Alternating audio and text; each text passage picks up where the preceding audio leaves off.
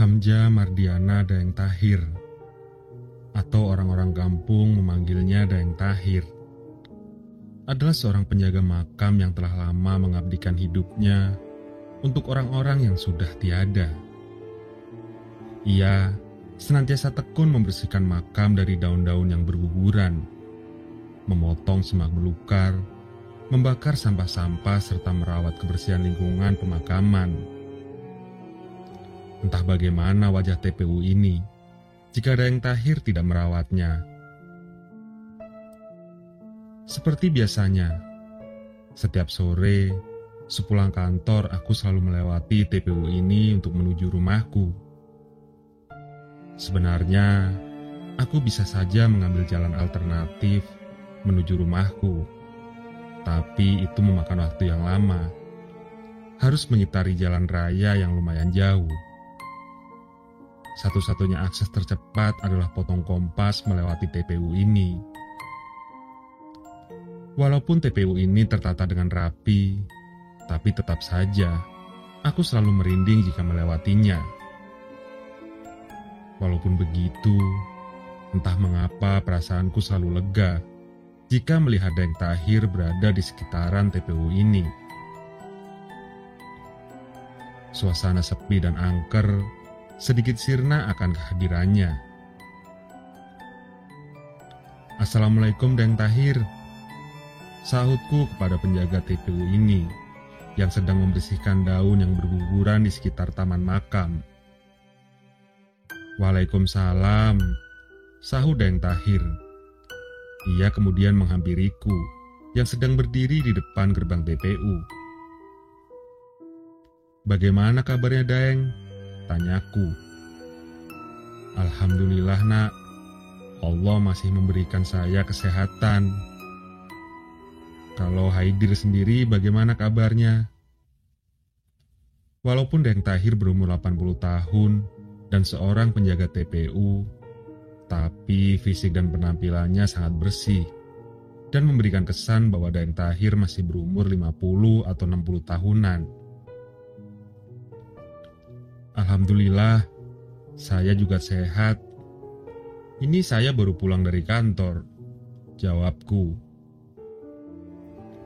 "Kenapa kalau ke kantor selalu jalan kaki? Kenapa tidak bawa kendaraan saja?" tanya Daeng Tahir lagi. "Rumah dan kantorku dekat, jadi sebaiknya saya jalan kaki saja ke sana.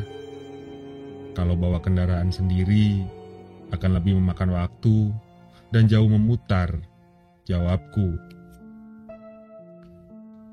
Sore itu aku banyak menghabiskan waktu bercerita dengan Daeng Tahir tentang bagaimana pengalaman hidupnya, termasuk beberapa peristiwa yang tak pernah ia lupakan.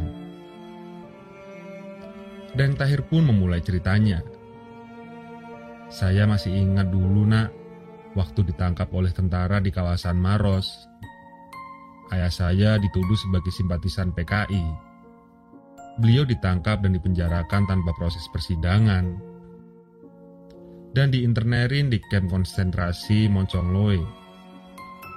Beberapa bulan menjelang peristiwa itu, saya yang saat itu masih 15 tahun juga ikut ditangkap dan dibawa ke kamp konsentrasi tersebut. Kami berdua ngobrol sambil duduk di balai-balai depan TPU. Kudengarkan seksama cerita Daeng Tahir mengenai peristiwa penangkapan dirinya. Setelah beberapa puluh tahun keadaan menjadi kondusif, kami dibebaskan. Namun nasi sudah jadi bubur.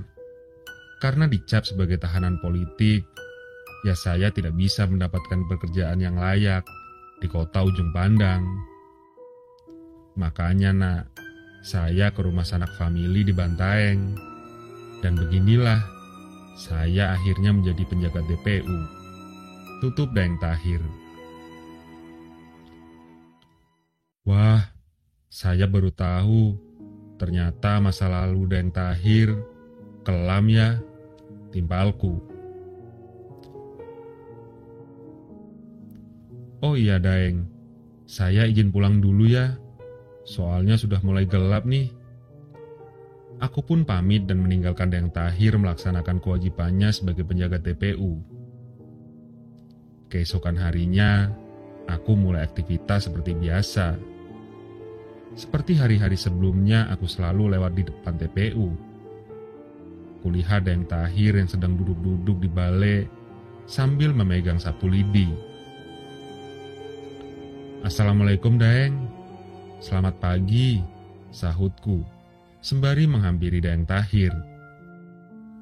"Waalaikumsalam, Haidir. Apa gerangan yang membuat wajahmu sumringah hari ini?" kata Dayang Tahir. "Ah, Dayang tahu aja. Hari ini aku baru dapat rezeki, Dayang. Makanya aku sumringah." "Oh ya, Dayang.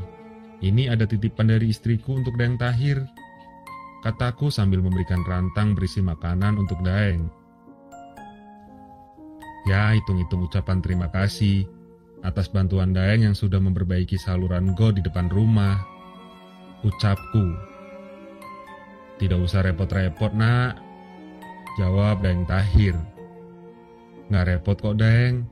Malah saya senang bisa berbagi." "Ya sudah, Dayang. Saya berangkat dulu ya. Nanti saya kesini lagi buat ambil rantangnya," timpalku lagi. Hari menjelang malam, dan lagi aku berjalan menyusuri setapak-setapak jalan yang ditumbuhi pohon yang rimbun. Sebuah jalan pintas yang menghubungkan kantor dan rumahku. Sesampainya di depan TPU, kulihat Dayang Tahir sedang berdiri di depan gerbang. "Wah, kebetulan sekali. Rantang nasi kemarin belum aku ambil," gumamku dalam hati. "Assalamualaikum, Dayang." "Waalaikumsalam, Haidir. Bagaimana kabarnya? Sepertinya lagi kurang sehat ya? Kok wajah Dayang pucat? Apa Dayang sakit?" tanyaku kepada Dayang Tahir. "Tidak, Nak.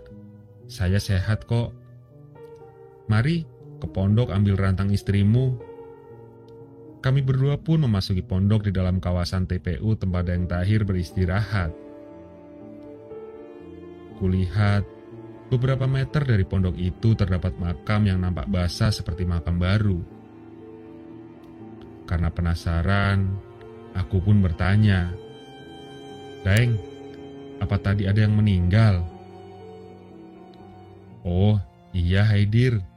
Tadi seusai sholat Jumat, ada yang meninggal.